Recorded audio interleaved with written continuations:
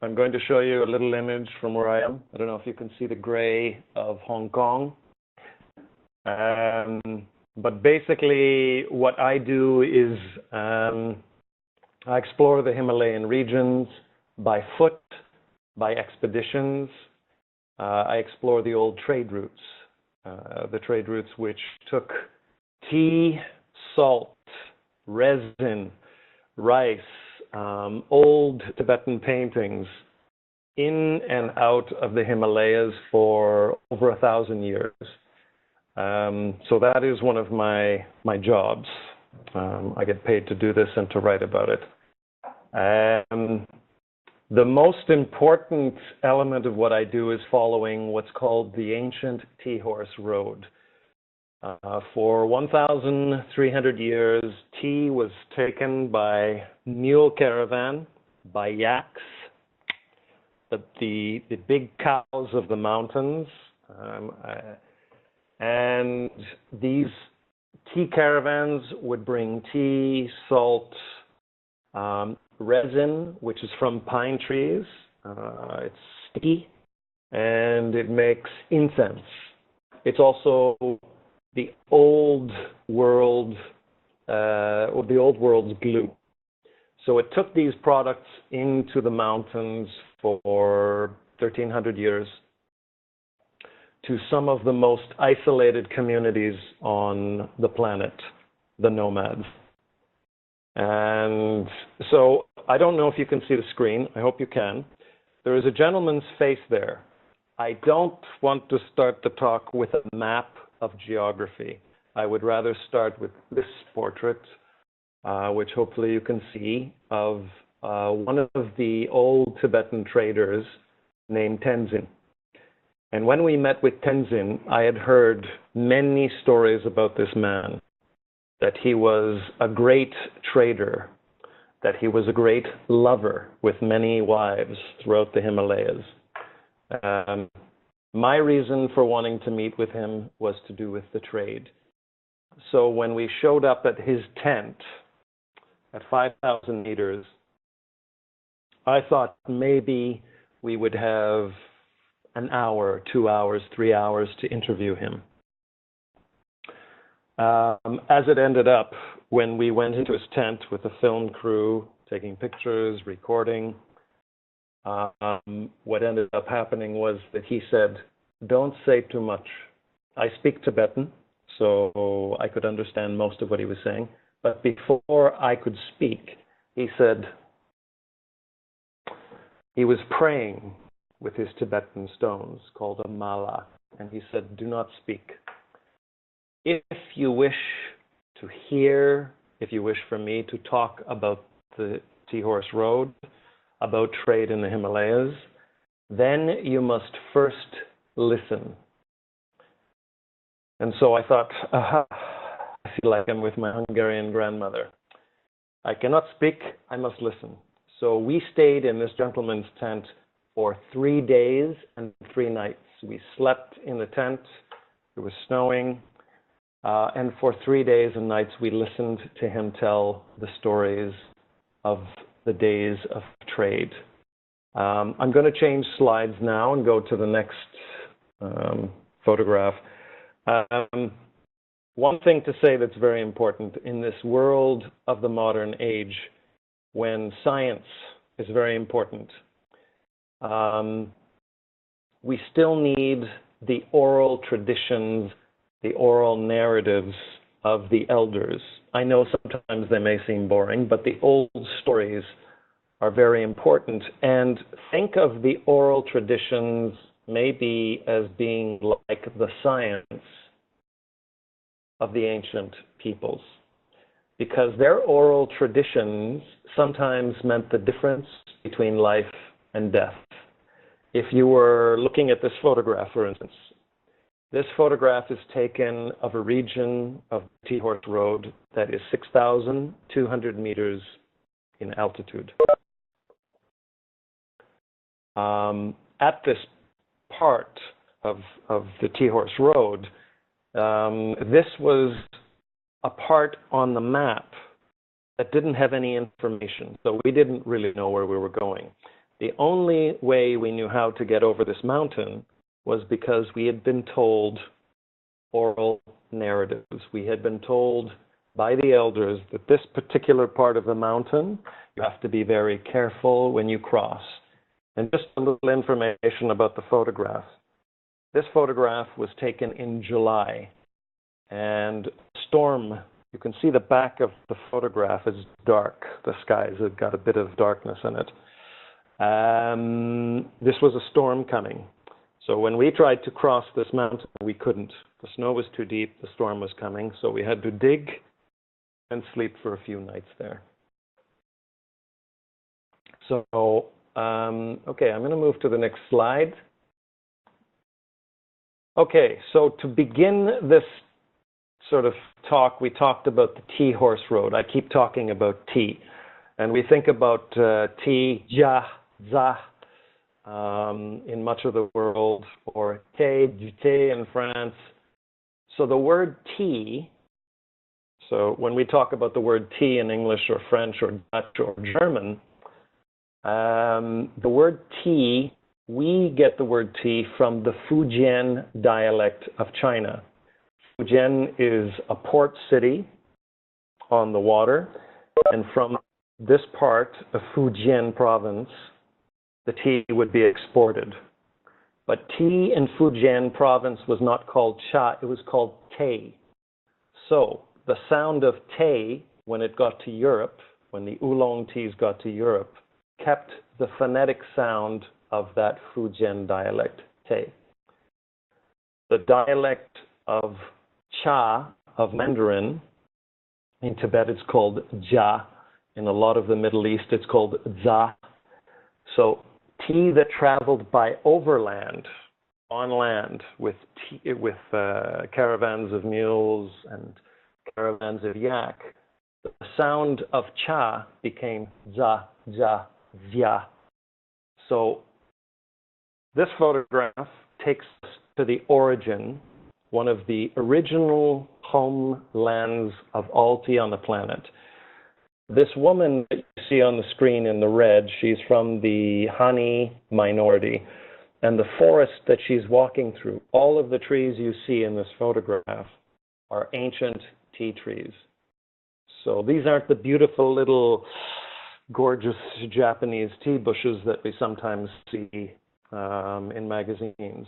Rather, in the south of Yunnan province, the trees are allowed to grow for 10, 15 meters. They're not cut.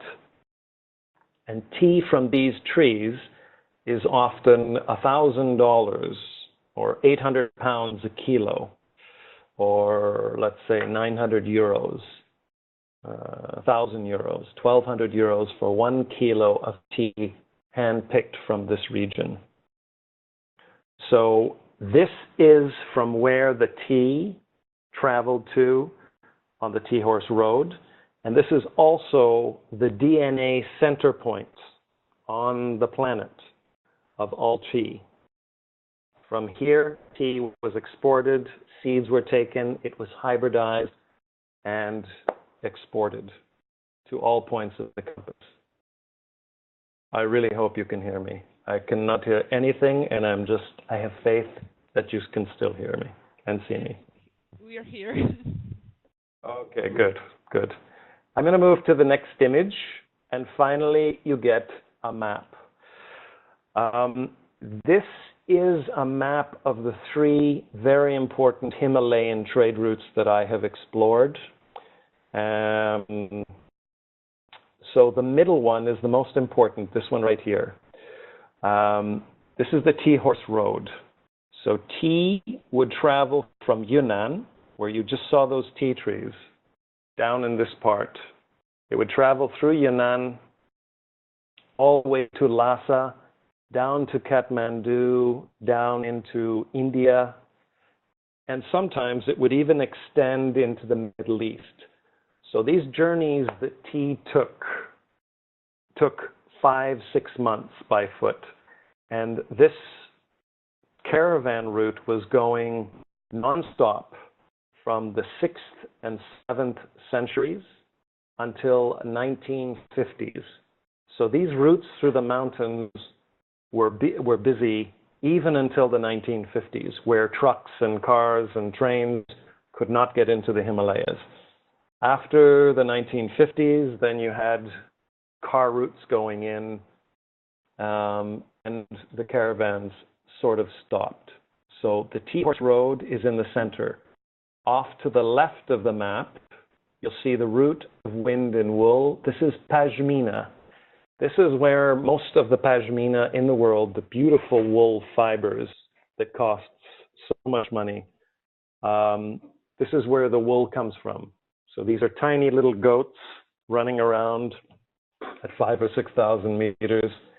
And it is from here that the wool was exported beyond into the Middle East and on into Europe. And to the right of the screen, you will see the Tibetan writing for the Salt Road. This was an ancient route that exported salt from high altitude lakes, 5, 6, close to 7,000 meters in altitude. And you had salt lakes. So think of it as being like the ocean water, but in small lakes way up in the mountains. And so what they did was they would take the salt out of these lakes, put them onto pans, sort of like ledges. The sun and the wind would burn off the water, and what would be left would be salt. So these are the main routes that I've explored, and I continue to explore. And every time I do one of these long expeditions, I should tell you, I spend about 20 or 25% totally and completely lost, because there are very little maps. There's very little maps or documentation about these routes. So most of the time, I have to tell the team, the people I'm traveling with, be patient with me, because this journey will be sometimes totally lost for weeks. So they know that journeys with me are not going to be simple. I'm going to try and see. I just want to. Images are changing quickly. I just want to get into some more of the tea.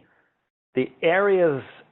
So this gentleman is one of the big tea bosses of southern Yunnan, and he looks like a farmer, very simple man, but he's a multi-millionaire. The tea from his trees that he's standing around are sold for this, 1,000 euros a kilo.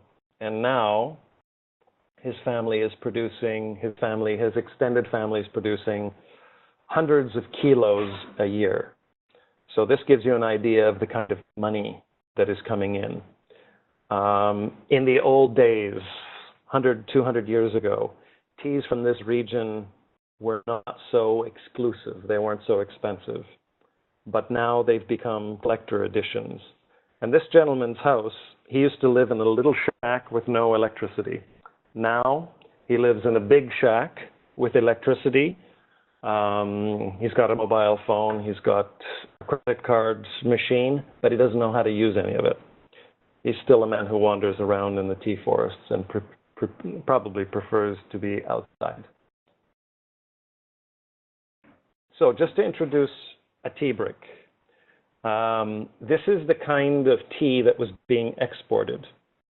You can turn any loose leaf tea into a brick like this, but the tea that was being traded was compressed into cakes or bricks or cylinders like this and taken into the mountains. It was wrapped in bamboo or banana leaf, and the tea of the region of Yunnan from the south is called pu'er.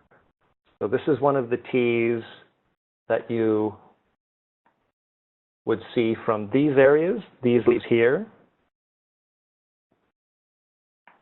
produce this tea brick, although it looks totally different. So let's move on to the next image. Okay, just to introduce what some of these expeditions look like. When we're in the mountains, often we're in the mountains for months. We do showers in the streams, which are extremely cold, but we're living like this. The image you see here is very typical of my life when I'm not looking nice and shirt tie, you know, nice and clean and tidy. This is the sort of thing that is very much like my home for a good portion of every year, especially on the expeditions. And just to explain a little bit, you know this, cooperation in the mountains is perhaps more important than most other places. Without the guides, without the Sherpas, the people who carry a lot of the luggage, without the translators, without the cook, an expedition, you get lonely, you starve, so you need really good teams who understand. You need people who understand the reasons why you're exploring. Aha, you see. This is tea that's been compressed into a bamboo cylinder. This is one of the oldest methods of transporting tea in the world. So tea would be, you have the dry leaf, you steam it with humidity, it goes down, it becomes like spinach, and then you force it into these bamboo husks. And in these husks, you can export tea to everywhere. So this is the way that tea looked when it was being exported along the Tea Horse Road. Aha. Very important. When you're doing an expedition, it's important that you speak to the women, because the men will sit down and make you tea. When you ask them a question, they'll talk for an hour about the days of exploration of going in the mountains. This woman here, she listened to her husband speak for quite a while, and she didn't say much. But towards the end of the interview, she started to speak a lot. And then one of the things you realize when you speak to the older people or local communities is that at the beginning, it's the men who generally talk a lot.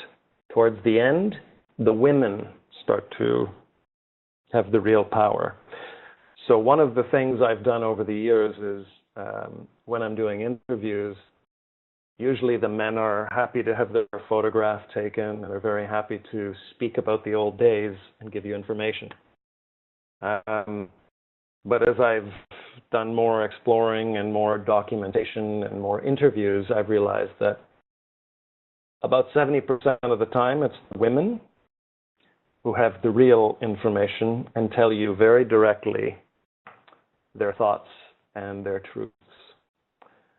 This woman lives near, just to introduce her, she is the village head woman in a tiny town of about 25 people.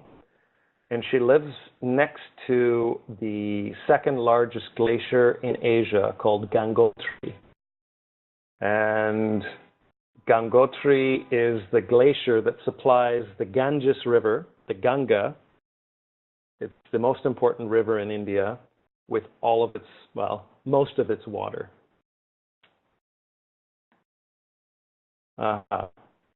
Again, a woman. So this is how some of the most expensive tea in Yunnan right now is still processed, all by hand. Without the hands, if it's just machine-made tea, usually the quality is not so great, and usually also the price is lower.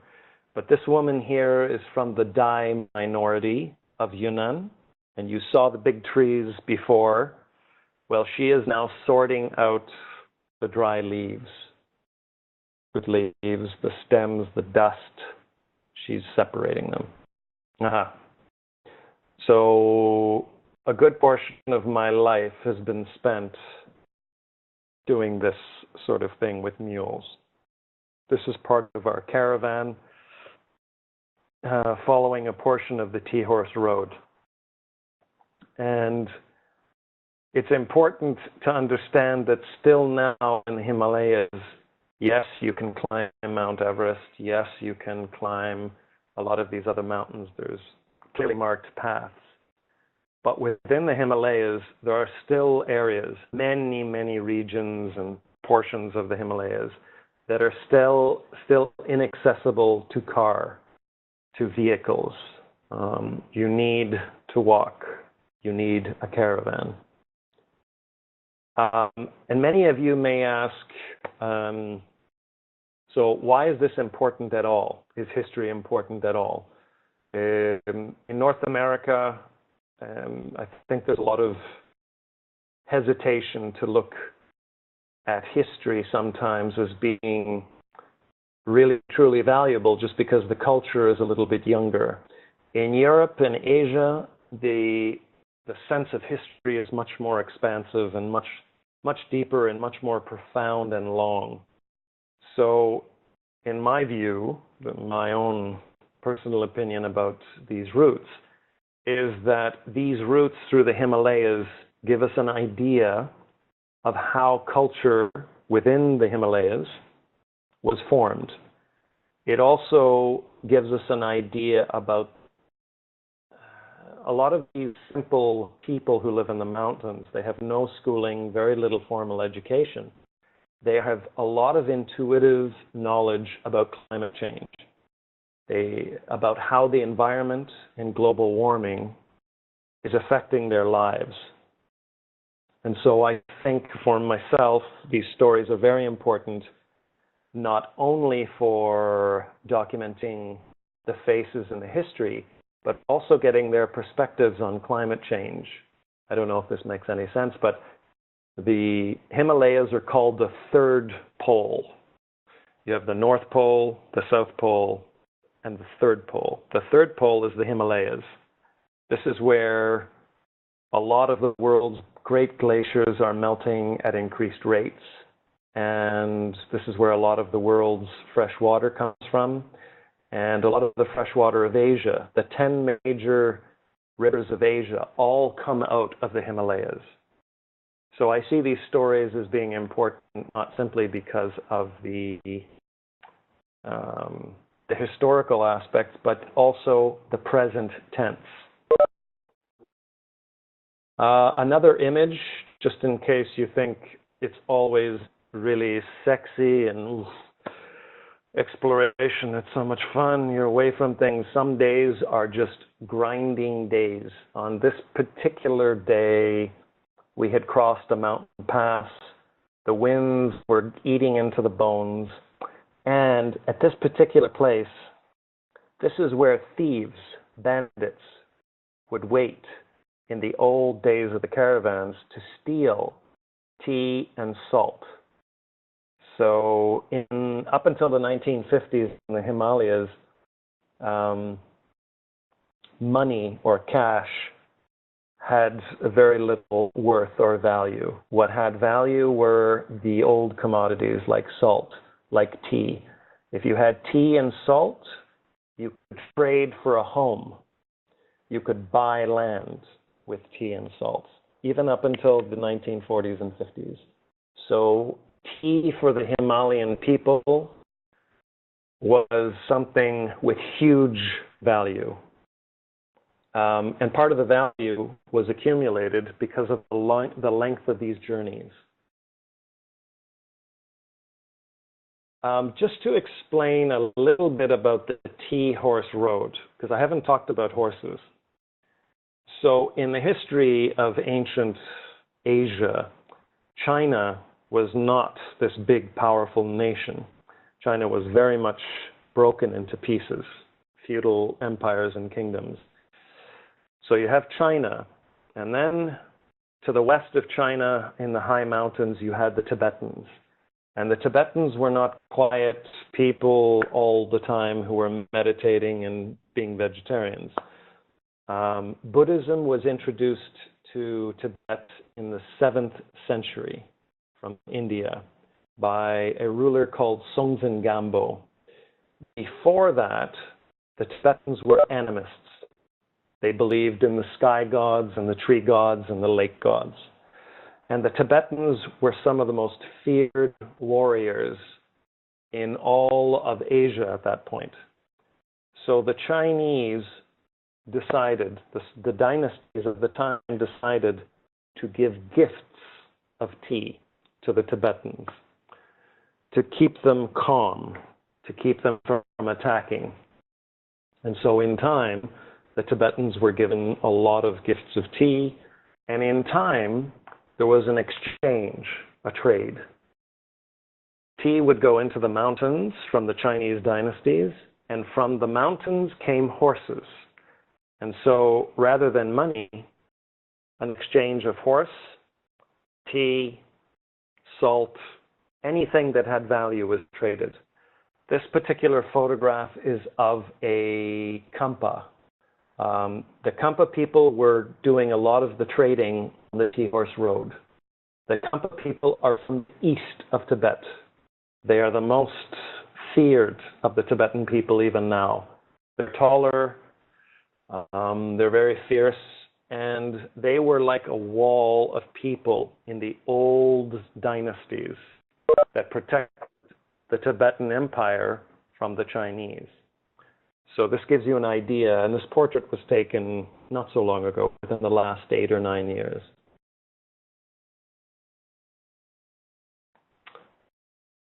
Another landscape, just to give you an idea of the Himalayas, everything you see here in this valley at the bottom, everything on this photograph is ice. Even though it looks like stone, all of this region here, that's all the stone, this is all ice and moraine. This is a glacier that's about 30, 40 kilometers long, and in some parts, it's 1 kilometer or 2 kilometers thick. So the Himalayas are vital, not simply because of the high mountains. They're vital because in the future, climate change is going to affect huge amounts of this ice that we see here. It's going to melt the glaciers. And just think of all of the ice you see here as being the freshwater sources for millions and millions of people further down. This glacier here is about 4,700, 4,800 meters. As it melts, the fresh water goes down, and the water ends up in Calcutta. It ends up in the Ganges River, and it ends up in the Bay of Bengal. I don't know if you can see these little orange colors here. Those are our tents. This is where we were living for a couple of weeks on a very recent expedition to the mountains. Aha, there's a pink arrow.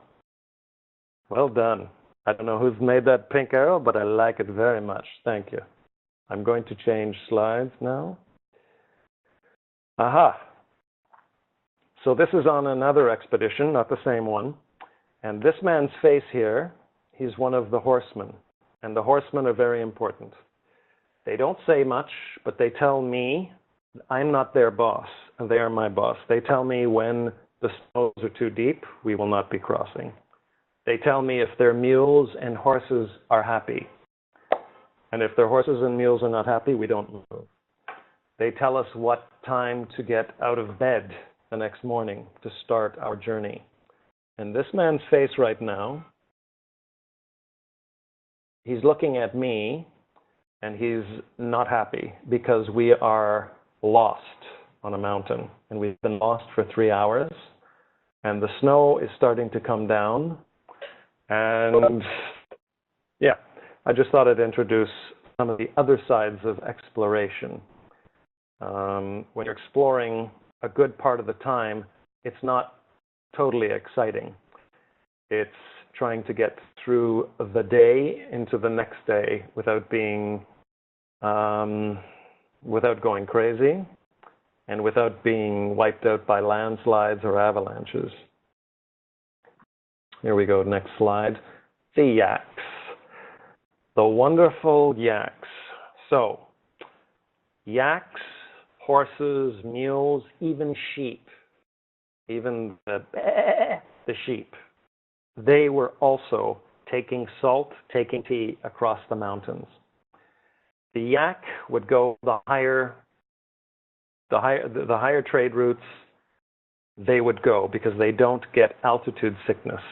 Even mules, like men and women, get altitude sickness. So they go up in altitude, the head starts to have headaches. But the yak can go higher. They can go close to 7,000 meters, usually with no problems. And the yak would be the great transporters of the tea, of the salt. And you can see here on the yak's back, this is near Mount Everest, by the way, many trade routes through the area of Mount Everest, which borders Nepal and Tibet. So right here you can see a lot of the goods on the back of a yak. That's on an expedition I was on where the yaks had to carry supplies. I hope you can all see that. Without these yaks, the expedition wouldn't have moved. So we're going to shift now to another slide. This is part of our yet another exploration. And this particular image, we're not lost. We actually know where we're going. I'm going to explain a word in Tibetan for you. Very important. The people who did the tea trading for over 1,000 years, in Tibetan, they are called, not tea traders, they're called Lado. And in Tibetan, Lado is two words. La, lapa, is hand. Do, Lado, do is stone. So the traders were not called tea traders, they weren't called buyers, they weren't called tea merchants. They were called people with hands of stone, Lado. So today you're learning a little bit of Tibetan. It's exciting. I will be giving you all a test, even though I can't see you at the end of this talk. No, I'm just kidding. No tests. Okay, this image is of something, another aspect of the Tea Horse Road and of trade are the Himalayan medicines. So within the Himalayas, you have all kinds of herbs. You don't have many trees, but you have a lot of herbs growing. And this old man here is one of the last of the old Tibetan doctors. I traveled with him for a couple of weeks while he collected medicines at high altitudes. And a lot of the medicines that he used, he doesn't use any Western medicine at all. But he used to say that for every illness that a human has or had in the old days, that nature would provide a remedy or a cure. So I traveled with him while he picked all these mushrooms and green leaves and pieces of tree bark. And he had this, I have to tell you a little story. I used to think, okay, does this really work? And then I saw him treat somebody who'd broken their forearm. This had been broken. So he collected this clay. It's a type of earth that's, you can make pots with it, you can make teacups with it. I don't know the word clay. I'm sure somebody's explaining the word clay to you, C-L-A-Y. But it's a sticky earth that you can dry. They do this a lot in Japan and actually make it into something very hard. He used the clay with some herbs mixed into the clay. And over the course of a month, he put this clay cast on a man's arm. And the arm healed perfectly. The bones healed perfectly. And I spoke to a doctor friend of mine, and he said there are elements in nature which help increase the temperature within the arm to heat the bone matter, and as it heats the bones fuse together again. And I'm not saying this to you so that you believe everything that you're told. I'm just telling you that this was a story that I was part of, that I saw, and for all the doubts people may have, there's a lot of interesting things in the mountains, in the oceans, around you. I'm sure around some of your homes. I'm sure there's a lot of stories around you right now that probably have been forgotten, but this is one of those old stories of the Himalayas. This gentleman, he doesn't look very happy, but every time I took a photograph of him, he made this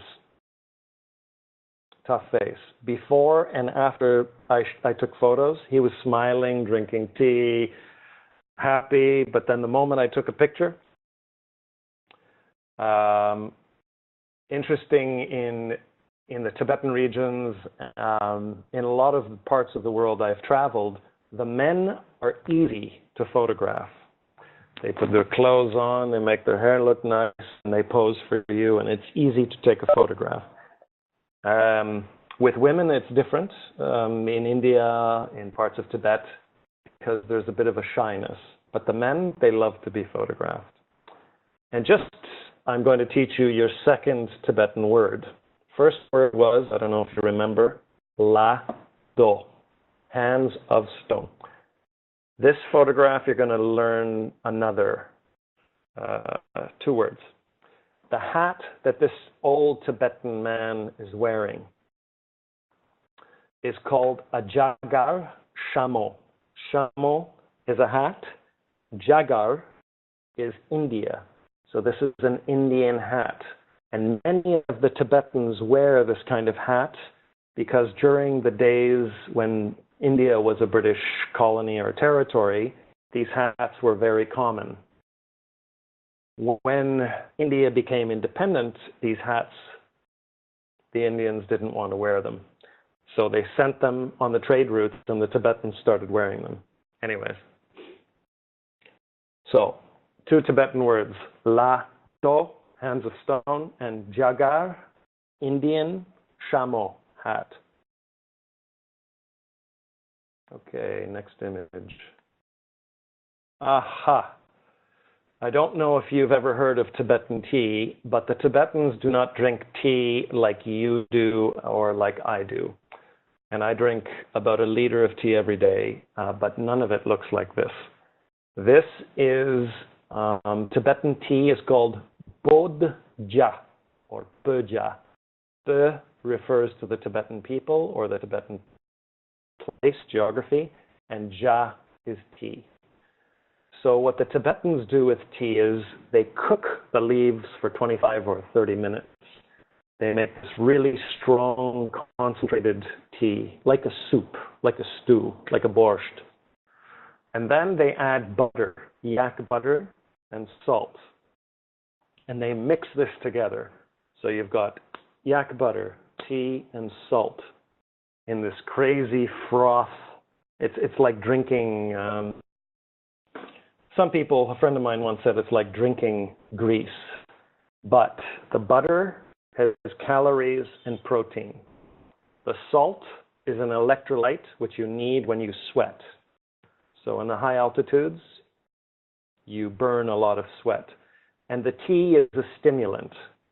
So you've got a stimulant, an electrolyte to replenish your salts, and you've got calories and protein. So the Tibetan tea is powerful, but not the way we drink them here. Just a little test for you. I know you're not ready for the test. Tibetan tea, what's it called? Bo or ja. Tibetan tea. And this is how tea is prepared in a nomadic tent. The stove is all clay. Remember earlier I told you that the old doctor made a clay cast? Well, this is clay. This is a kind of soil that you can shape and actually construct. This is a nomadic tent of yak wool. So in the background, all this light you see, that's sunlight coming through yak wool. And this is how they prepare the water and tea at the beginning. They just cook it over the fire. There we go. Another nomadic community, or the inside of a nomadic home in the Himalayas, where fire and water are the great constant elements in most homes in the Himalayas. And here we go with some more Tibetan. Water is called Ch, and fire is sometimes called Kien or Nige. Just thought I'd introduce that.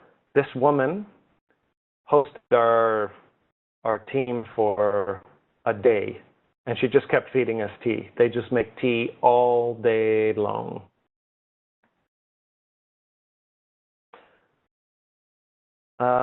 One of the images earlier on, I showed you a photograph of a glacier. This is another glacier. All that you see at the bottom of the photograph, even though it looks like rock and sand and stone, all of this is ice. So you've got these mountains of stone and sand, and in the valleys, which you cannot really see, in these black holes here, there are often crevasses that go dozens of meters down. And under the glacier, maybe a kilometer down, the water is always flowing. So you've got rivers and streams flowing underneath this huge ice body. And this glacier feeds, once again, it feeds the Ganges River, India's largest and most important river. And I believe you have the Vistula River near Warsaw. I think that's your important river. And that was an important river for trade. And I'm sure there's stories about the river. And I don't know if it connects to the Baltic Sea. I'm sure somebody in the classroom right now is going, this person doesn't know our country. But I believe the Vistula River was an important trade part of Warsaw's development. Think of it being the same way in the Himalayas. The rivers are probably the most important element for any community. I don't know if you can hear it, but there's a very loud drill. It's gone. It's making me crazy. Anyways, so rivers have long been important, not only in Europe, not only in North and South America, but it's also throughout Africa, throughout the Himalayas. There are stories about the rivers, great legends and myths about the rivers. So a very important part of exploration and expeditions and writing and living is communication. And it's through communication, even when we don't want to, that we often learn the most. This young woman, when this photograph was taken, was 23 years old. And she was, I am 1 meter 85. I'm not short, but I'm not so tall, but a little tall. She was 1 meter 89, so almost 1 meter 90. She was taller than me. And she's from a small community of nomads that lives in the center of Tibet along the Tea Horse Road called the Hor'lam people, the people of Hor'lam. Anyways, this group of people is thought to be very related to the Mongolian people. The actual name for the people is Abhor. So these people are Tibetans, but they are within a small little area of the mountains. So a lot of Tibetans around them don't even know their language. In Tibet, there are 4 or 5 main dialects of Tibetan language. One in Lhasa, one in Kham. But in each of the little valleys and mountain areas and villages, there's often an older or a different dialect of Tibetan. She spoke a very, very special kind of Tibetan that is being lost. And I don't know the number of people that exist in her people, of her tribe, but they're very small. But her ancestors, her grandfathers and grandfathers' grandfathers and grandmothers, lived along the Tea Horse Road and supplied the caravans with food, with warmth, with fire, with tea. And in return, they were given tea. So hundreds of years ago, her grandfather's grandmother's grandmother's grandmother was living along the Tea Horse Road. So in this part of the world as well, sometimes the isolation has protected these cultures. And some people say, well, is it protecting or is it keeping these people living in the past? I'm not judging this. I'm just opening the world of the mountains up a little bit for you. Moving to the next image. Another one of the wonderful characters of the mountains. Just to show you, this wall here is made out of yak pupu, yak dung. So the big horned cows of the mountains, this is what they release when they've eaten too much. And it's put out in the sun to dry and used as a fuel. Because you can see in the mountains in the background there are no trees. So when the nomads want to make a fire, they don't have trees, they don't have bushes, they need to use, it's perfect recycling. They use the yak dung, I'll just be polite and say yak dung, to start their fires and to cook their meals and make tea.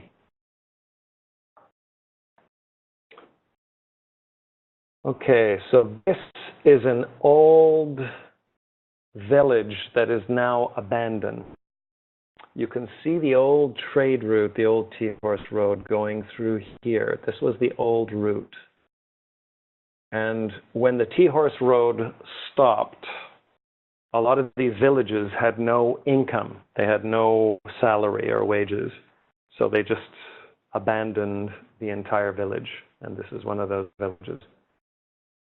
And just to maybe go back to tea, I keep talking about the importance of tea, and yet tea is such a simple thing. It's a bunch of green leaves that, you know, people drink coffee, they drink tea to get a little bit of... there's an old saying from the Himalayas, from the mountains, about the importance of tea. It says that if a cup of tea isn't offered, a relationship isn't offered. So if I don't like you, you're not getting a cup of tea. And when you don't get a cup of tea, you know that I don't like you. But if I offer you a cup of tea in my home, in the middle of the mountains with no restaurants around, then a relationship is offered. I love that saying. Another one of the old, not so old actually, but the traditional costumes and dress of the Tibetan people, they make these long woolen jackets that go down to the feet. Anyway, it's magnificent, and it protects from the wind, from the snow. And on the inside is sheep's wool, and sometimes pashmina, but usually not. Sheep and lamb wool on the inside. Aha. Before I talked about the importance of salt. So tea, salt were the two big trade items that were going into the mountains and being traded, and horses, of course. So in Tibetan, the word for tea is ja. In Tibetan, the word for horses is da. The word for salt in Tibetan is tsa. So now you know, 3 new words in Tibetan. Who knew this would be a linguistics class? Exciting. So this photograph is of salt, what we call salt flats. The water from the river here, from right next to the river, water is poured onto these flats. When it's been out on these flats for a couple of days, with the sun evaporating the water and the wind evaporating the water, after a couple of days, you have salt. And so this is literally salt being dried. And the white salt is used by the humans, and the pink salt of the Himalayas that sometimes you see in, they're selling it now in grocery stores, the pink salt and the blue salt is often used to give to their animals. The Tibetans don't eat the red salt, just the white stuff.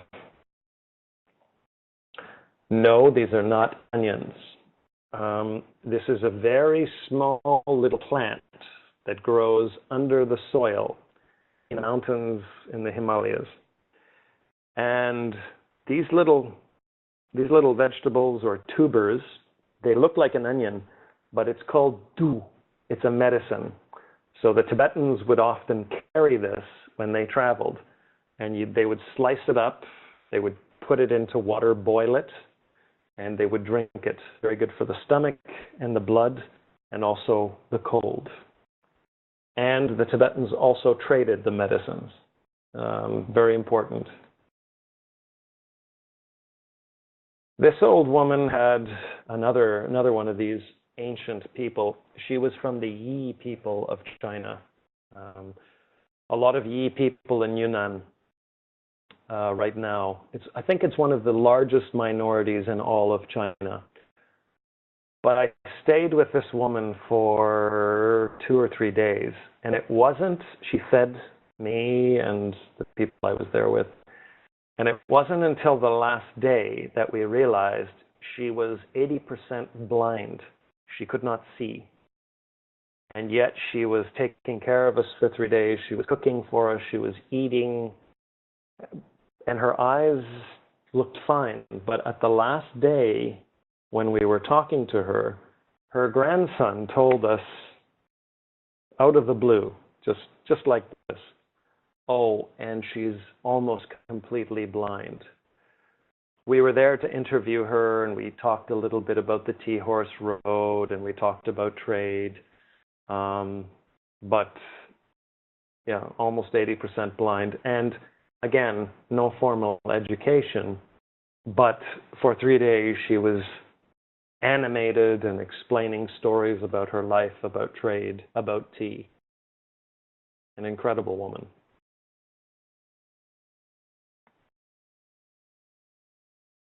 One of my great heroes in all my travels, still now, Omu.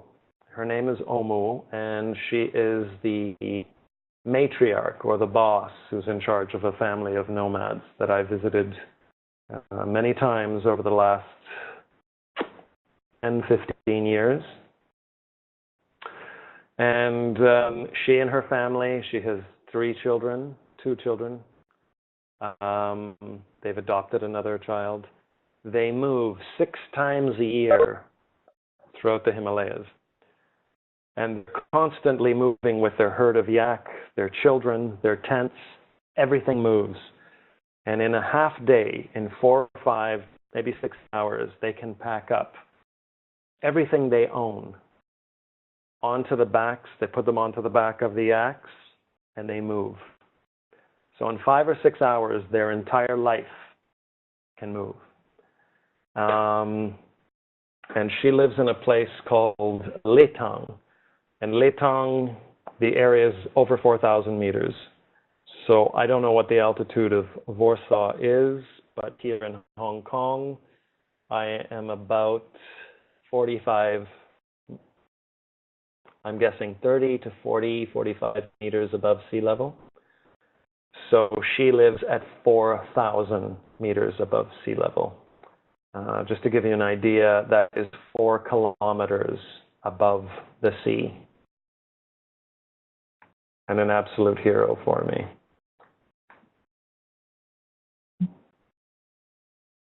A little bit of an explanation about why I'm doing what I'm doing.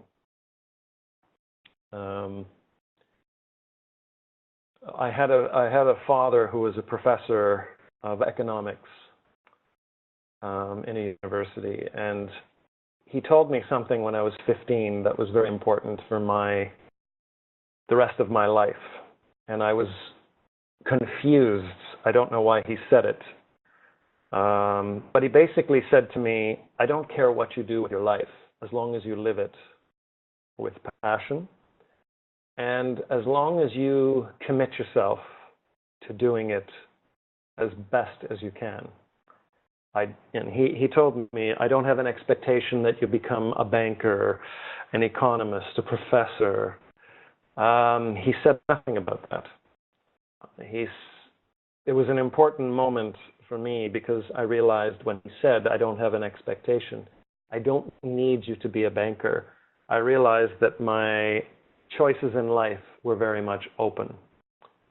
And so for me, the decisions in my life, I think, were a little easier to make than some of maybe your decisions because I had a bit of freedom that was allowed to me. And so I began working for magazines, and I've continued all these years. And I only recently got married. I don't have a family yet. I don't have any children yet. And my wife has to get used to the fact that I'm away for months at a time, away from the home, but she's okay with that. In fact, sometimes I think she's happy to see me gone for a little while. But I lived in these Tibetan regions. This photograph is taken about 400 kilometers away from a place called Shangri-La. I lived in Yunnan, a Tibetan community in Yunnan province, for about 10 years, very close to where this woman is from.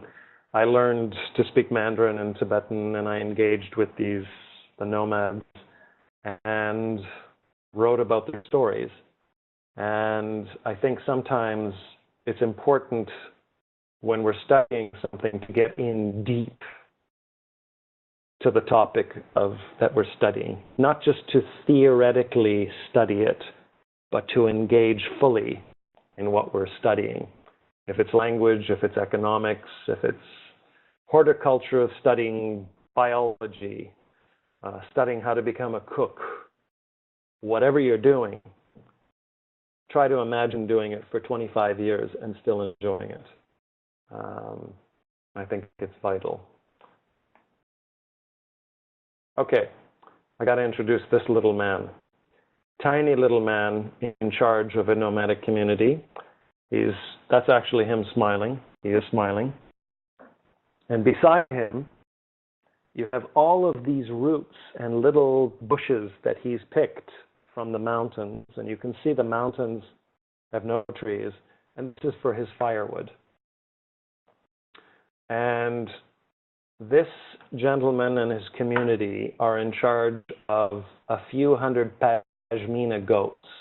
And so that is their main income source, is selling this wool, this Pashmina, which makes beautiful scarves for the fashion cities and fashion companies of the West.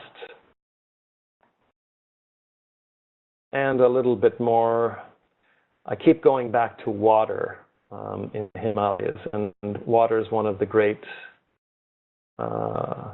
very important aspects and great challenges of the future, not only for the mountains, but for the planet. And I'm sure you've been reading about it. I'm sure some of you may even study it, but water resources are dwindling. The glaciers are melting. Our fresh water sources are getting more and more difficult to access. And this woman is using a pump. 2 years before this image was taken, she was collecting water out of the stream. I went back 2 years later and she had a full pump. So anyways, a few more images and I guess I can start wrapping it up. I have no idea. Is everybody asleep? So for those of you who are leaving shortly, I say goodbye. Ciao, ciao. Hope you've enjoyed it. I hope the brains are going. I hope that when you're now going to be drinking tea at home, because Poland and apparently Poland and Russia are two countries that get a lot of, they import huge amounts of tea from Yunnan. So I hope the next time your mother, father, grandparents, uncle, friend is having a cup of cha, a cup of tea, you think back to some of the images and some of the, maybe the stories about tea. And so for those of you who are leaving, I say goodbye. For those of you who are staying, I will continue for 10 minutes and then I will say toodles. But we'll go on through the images a little bit. This photograph is an important one. This gentleman here, in the old days of trade through the Himalayas, there was a boss of every community. And this gentleman was a Tibetan boss. And so when I visited this nomadic community,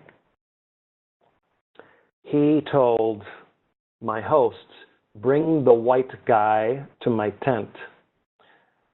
So I was thinking, okay, he wants money, he wants my shoes, he wants my jacket, or does he want my tea? So he sat me down and he asked me, my Tibetan was not very good in those days, what am I doing here? And I said, I'm here to study your community. I'm here to write a story about your community. And he says, why is my community important? And I said, well, maybe it's not important. But I think it's very exciting and educational for the outside world to understand how you live so simply and what it is that makes your life turn and move. So what's inside your tent? Who do you love? Why do you move so many times? And so at the end of a month, I stayed for a month in his community. I told him that, you know, the story was going to be a story about his community's successes and struggles. And so every good story, I think, needs to be told. And some stories have good endings, some have bad endings. Some stories don't really have an ending. Some stories, some lives just continue. And so that's what I think good writing and good communication is about. Communicating ideas, histories, and taking time. This photograph is an important one. And just so you know, I work for magazines around the world, newspapers around the world, in different places, writing about the same topics most of the time, about tea, about trade, about the Himalayas, about the history of the mountains. This man here, very important, he was known as Tenzin. He was a bodyguard, a guardian of the tea caravans. And so when tea was going over the mountains, this gentleman would be in charge of, like, the tea police. They would walk beside the horses and the yak and the tea to make sure that the tea was not stolen. And he was missing part of his hand or his arm because of fighting. And this Tenzin here was a wonderful old man when we met him, but when he was younger, he was a frightening man that was feared by many. If he was leading a tea caravan, the bad ones, the people trying to steal the tea, they didn't want to try if he was watching the tea caravan. Another of the old traders. By the way, this gentleman, I believe, is dead. He's passed away. as has this gentleman, Dawa, an old trader. You know, and a lot of these characters, the men and women, they could not read or write. So their stories were transmitted, or not, by oral narrative. So by sitting and talking and listening. So this is, I guess, part of the Tea Horse Road that you haven't seen, but this shows you what the travel was like along this pathway, which is about this wide. So you had horses with caravans, and you had all these packages of tea. So the bodies would be like this, walking along a pathway like this. And sometimes they went over. So along this Tea Horse Road in the valleys, sometimes hundreds of meters down, you'd find the old skeletons and the old clothing of caravans and the traders and the mules. Because if an avalanche came, or a landslide, or another caravan, how do you turn around? So this shows you the kind of travel that these caravans had to make to get tea from Yunnan province and Sichuan province into Tibet and into India. Just some of the landscapes of the Tibetan plateau for you, and some of the faces. This old man, we wanted to talk to. This is in India, and we wanted to talk to him about the environment and the geography. So we asked him, would you sit with us? And he says, yeah, I will only sit and talk to you if you serve me tea. So our cook went into the tent, served him tea, and then he talked for hours and hours and hours. And he drank cup after cup after cup. So this is how communication is done in the mountains still to this day with these old figures. And this dear old woman, she makes incense in a Tibetan community in the north of Nepal. She takes juniper and pine. These are trees, coniferous trees that have a smell. And she takes a rock and she hits them. And you can smell near her home and along the streets, wherever she's grinding this or pulverizing it, you can smell the scent of the juniper. And then when it's in a powder, they dry it and roast it, and that's how they make a lot of the incense. And so I think I will finish with one more image and one more story. This image is along an old trade route, and you see to the right of the photograph here, there's a little donkey. This little donkey was with us for about a week, 10 days, and he wasn't very big, and the mules, the horses and mules, didn't want to be close to him because he was always making strange, all these little sounds every night, every day.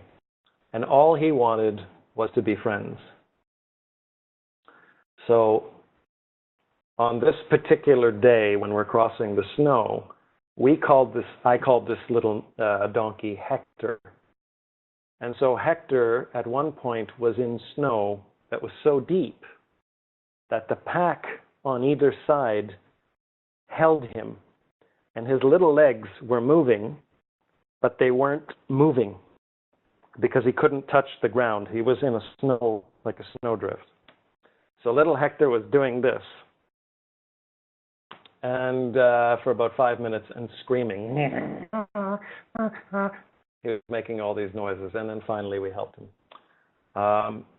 And little Hector made it to the end of the journey. And yeah, I thought it would be nice to finish with a nice little animal story rather than a people story.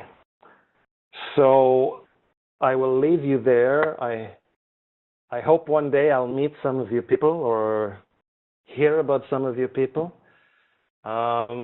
And I hope you enjoyed the talk. I hope it was at least a little entertaining. And I will leave you there with a goodbye.